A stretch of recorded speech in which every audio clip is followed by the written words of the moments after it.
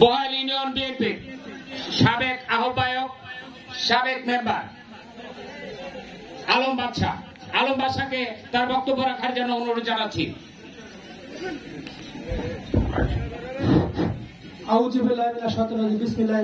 ঈদ পূর্ণমী অনুষ্ঠানের আজকের এই সবার সম্মানিত প্রধান অতিথি সারেগান্ধী সোনাতলা গণমানুষের প্রিয় নেতা আলহাজ কাজী রফিকুল ইসলাম এমপি মহোদয়, এখানে উপস্থিত রয়েছেন সারেগান্ধীর সম্মানিত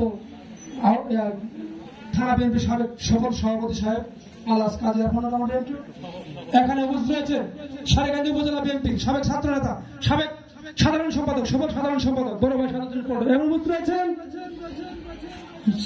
সাবেক যুব নেতা, ছাত্র নেতা, সবাই। আমি সবাই নাম বলতে পারি, সবাই নাম বলতে পারলে আমার মনে কিছু না, এবং সামনে উপবিষ্ট অত্র এলাকার বাপ বেড়া সর্বজনীন সালাম, আসসালামু আলাইকুম। আপনারা সবাই জানেন বাংলাদেশ জাতীয়তাবাদী দল একটা শান্তিপ্রিয় দল, নাকি বলেন? এই শান্তিপ্রিয় দল শান্তি যদি সৃষ্টি করতে আপনারা আসেন, আপনাদেরকে দাঁত ভাঙিয়ে জবাব দেওয়া হবে। আমি আমার অনেক কথা ছিল, কিন্তু আসলে সময় সম্পর্কে আমি বলতে পারলাম না। বিষয়টা হলো একটাই, আমার এই বহালের মাটিতে আমাদের এই এলাকার আমার কাছে অনেক অভিযোগ দিয়েছে যে আওয়ামী লীগের লোকেরা আপনারা আমাদের বিএনপির উপরে এখন নাকি আপনার অত্যাচারের একটু মাত্রা করেন। আপনারা, আমি বলতে চাই, যদি আপনারা আমার এই বিএনপি নেতৃবৃন্দের উপর যদি আপনারা করেন, আপনাদের দাঁত ভাঙের জবাব দেওয়া হবে। কিন্তু আমরা কিন্তু আপনাদের মধ্যে এরকম উশৃঙ্খল দলের লোক কিন্তু আমরা না, আমরা কিন্তু আপনাদের কিন্তু জবাব দিতে পারি। কিন্তু আমি বেশি কিছু বলবো না, কারণ আপনারা যা করছেন ভালো হয়ে যান, এবারে ভালো হয়ে যান। কাজে আমাদের লোকজনের উপর আপনারা এখনো যে অত্যাচার করতে মানে না হবে না, ঠিক আছে? আর আমি বেশি কিছু বলবো না, আমার অনেক কথা বলা ছিল। আমি এই বলি আমি আমার কথা শেষ করছি। আসসালামু আলাইকুম।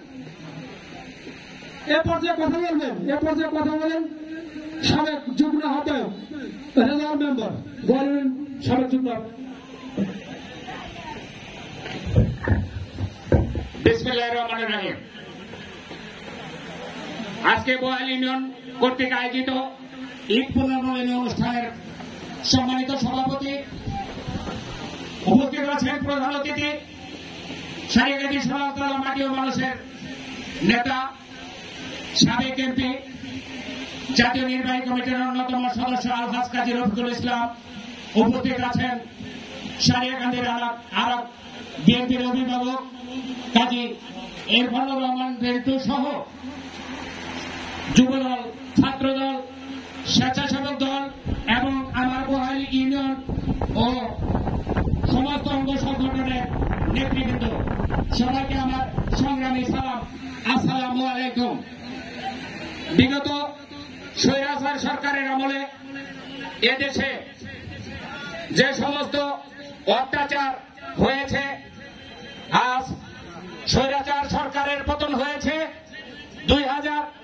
আমার দেশে, আমার এলাকায় এমনও কতগুলো কমিটি আছে, আলহাজ কাজী রফিকুল ইসলামকে বলেন, উনি কোনদিন আসেন নাই। উনি 2001 সালে সারেগান্ধী সোনাতলার এমপি, 2008 সালে তথাকথিত এই সেনা সমর্থিত সরকারের মাধ্যমে যে নির্বাচনটা হয়েছিল, সেখানে হয়তো তাকে নমিনেশন দেওয়া হয়েছিল না। 2014 সালে বিএনপি নির্বাচনে আসে নাই। 2018 সালের নির্বাচনে উনি আবারও নমিনেশন নিয়ে ধানের শীতের এমপি প্রার্থী হন। এই এলাকায় আমরা যারা বিএনপি করেছি, তারা অনেক মামলা হামলার শিকার হয়েছি, অনেক অত্যাচারের শিকার হয়েছি। 2018 সালে যে সমস্ত মামলাগুলো হয়েছিল, এই কাজী রফিকুল ইসলাম সাহেব আমাদের হাইকোর্ট থেকে জামিন করিয়ে নিয়ে এসেছেন। প্রতিটা আন্দোলন সংগ্রামে আমাদেরকে কাজী রফিক নেতৃত্ব দিয়েছেন।